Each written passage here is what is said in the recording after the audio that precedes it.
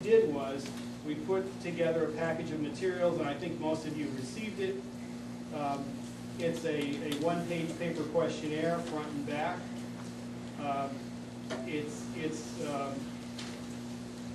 There was a cover letter from Princeton Future describing what this was about.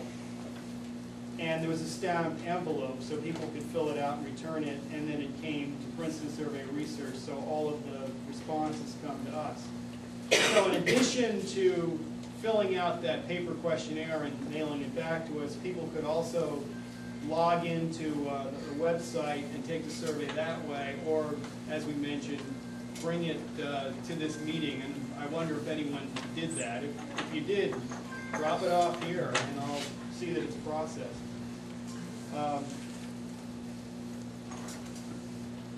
Okay, the questionnaire. That was Princeton Future. We did some editing of it, but Princeton Future was responsible for the content. But I have to say, from what I've heard here tonight, I think we really covered everything. It's really what we've been talking about. The questionnaire covers different options for developing the site, including types of businesses that might be located there, the kind of parking that might be included, different design elements, and then there's some other issues that we didn't talk about involving replacing the current. Excuse me, I apologize. We did all receive the survey. Yeah. Don't need to read it back to us. Okay, well, yeah, all right.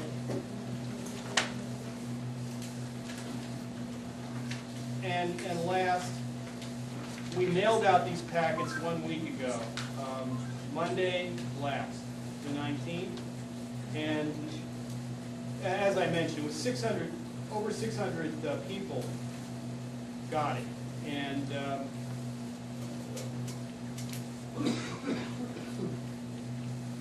so far I think the response looks pretty good. We got, as of now, we have over 100 returns. It's about, as best we can tell, about 15% of people who are eligible. And obviously, when you work with these lists, some kick back as being undeliverable, and those are people who moved away. So, you know, there are plans to make another contact, to give people another chance to participate. And what's a good response? I mean, I think the way to look at it is when you think about voting and how many people vote in elections.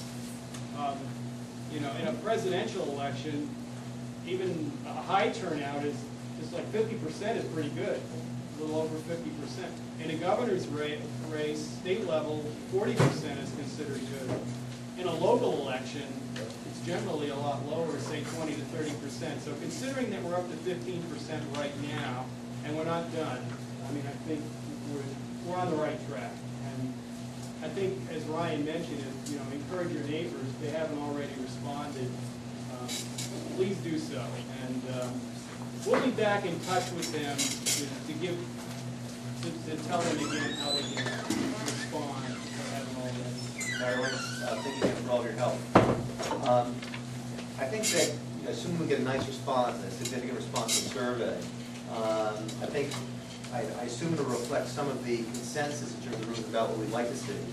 I guess what I'm hoping is that the survey also reflects some of the things that we're concerned about. And it may be that in terms of the community, we might have the greatest impact on setting parameters for what ends up there. And hopefully, in terms of the thoughts we've had tonight, the creativity we have tonight, we can encourage more specific types of developments for those sites.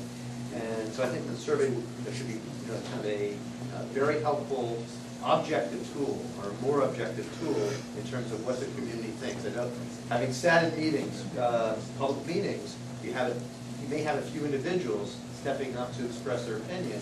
Now here we can basically present an effort that would more largely reflect an entire neighborhood. Yeah. Has the owner expressed a view at all?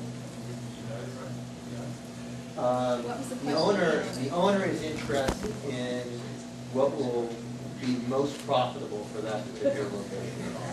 Is there one owner for both parcels? No. No, there are two owners, there's two separate owners. Who are the owners? Yeah. So, Robert Bratman and family owned West Coast Video, and then, the Carnevale family own the Olive Main side. And are they Princeton residents? Are the Carnevale still Princeton residents? The They're younger, They work for many the generations. younger ones have the, what is it, Soto, or it used to be the, I don't know. the annex. Yeah, that's And true. that's why Sotos. they were in the annex. They thought they might lose their lease at the annex. And they bought this building as like a Hedge. insurance, that if they lost their lease at the annex, they would have moved it down here. Do you know when that happened?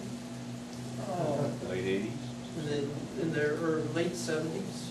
Okay, so they've been there. And then, and they owned the building, and then when Davidson's lost his lease where the CVS is, that's when the Carnevale said, well, we got our lease renewed, why don't you come down here? And then there was, Barbara Sigmund was the mayor then, and there was a whole big thing about how we could possibly turn that from being a car dealership into a food market. And a very intense situation with the university, hoping at that time that we could have gone through and come out on around and come out on Oldham Street. And that's when the lights were put in. The lights weren't there at Oldham and Chestnut. So, we were talking about this earlier, there really, in terms of ownership, there are really kind of four entities involved here. One is the owner of West Coast Video, the other is the owner of Olive May. Right. There's the university that has It was this stripped in the middle. strip down the middle that was supposed to be a Fire lane. Fire lane or one way, maybe at some point a Well, the road. university never said it was one way to the Oldham Street. But the That was Barbara Sigmund at that All right, time. so that's the former mayor's, the idea that I guess traffic would flow through there, around, and back out. The electrical to, engineering department would thought that their instruments were too sensitive and have cars or trucks run. You know, the fourth is the municipality of the right of way that goes through some depth into the property. Ryan, what are the chances of the two plots being merged? Because I think a lot of the ideas people had assumed that. So in terms of discussions that have been out there, the Carnevales at one point indicated, or their property manager indicated that they reached out to the Bratton family to possibly come in together to do exactly what you're suggesting. The last I had heard, in terms of thoughts about the site, was that the Carnevales had priced out, various options of what might work there, and they thought that something like an inn, like a Nassau Inn type of inn, would be most economical for that site. And I don't know, and they had several different ideas of what that might look like in terms of size building, parking that would go with it, from a surface parking, multiple deck to maybe 3 or more deck parking that would be in the back. And so that's the last bit of information I have about that location. There's a Princeton Future organized what was hoping to be a meeting with the owners, and that's when we learned that.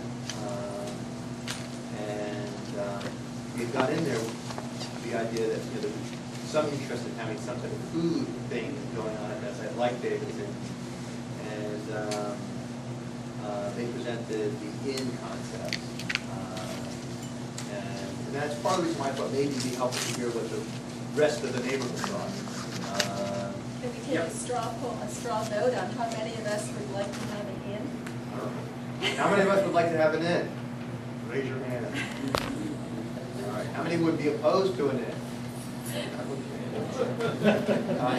And that's on the survey too, so hopefully that's. Yeah, we'll know that. Yep.